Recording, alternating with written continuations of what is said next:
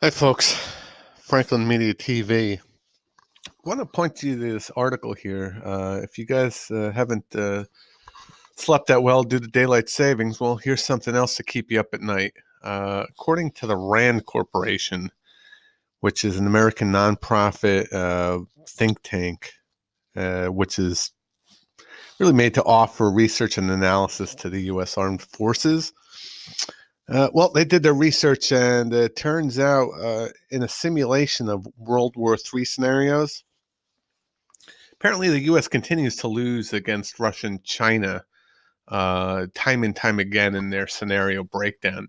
So in their war games, when we fight Russia and China, the U.S. gets quote unquote its ass handed to it every time. So the U.S. is shown to experience the most substantial losses in scenario after scenario, and they still can't thwart Russia or China from accomplishing their objectives, which essentially is to annihilate Western forces. They went on to say that we, meaning the U.S., lose a lot of people, a lot of equipment, and we typically always fail to achieve our objective in preventing aggression by the adversary. So in the next military conflict, which some believe may come as soon as mid-2020s, all 5 battlefield domains, land, sea, air, space, and cyberspace, are going to be heavily contested, suggesting the U.S. could have a difficult time in achieving superiority as it has done in the past.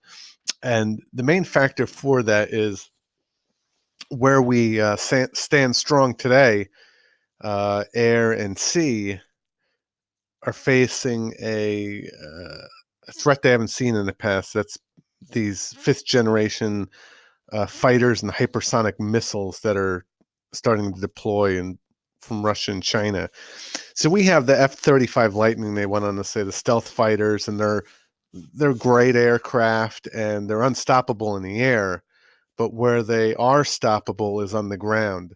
So if they can hit us with these hypersonic missiles and just annihilate our forces on the ground, that kind of puts us in a helpless spot.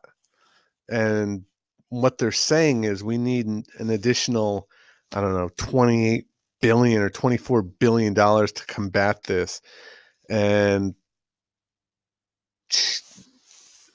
this was an interesting sentence here, paragraph here. It says, meanwhile, speaking hypothetically, of course, if we went to war in Europe, there would be one Patriot battery moving, and it would go to the Ramstein, and that's it. The U.S. has 58 brigade combat teams across the continent, but doesn't have anti-air and missile defense capabilities required to handle a barrage of missiles from Russia. That's huge. So we really, according to this, we have one battery of Patriot missiles in all of Europe. That seems unlikely. I haven't really done the research yet, but if that's the case, that is sad. And Europe's in for a tough fight. And what I think would happen in this case would be that it would go nuclear. It would have to.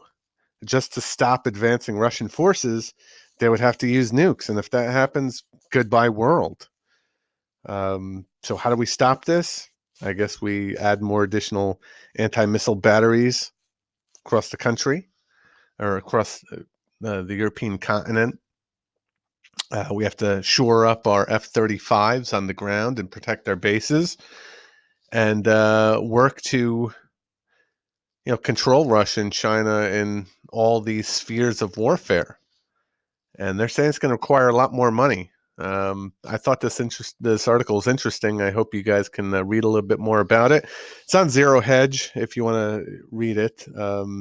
Thanks for watching. We'll talk to you soon.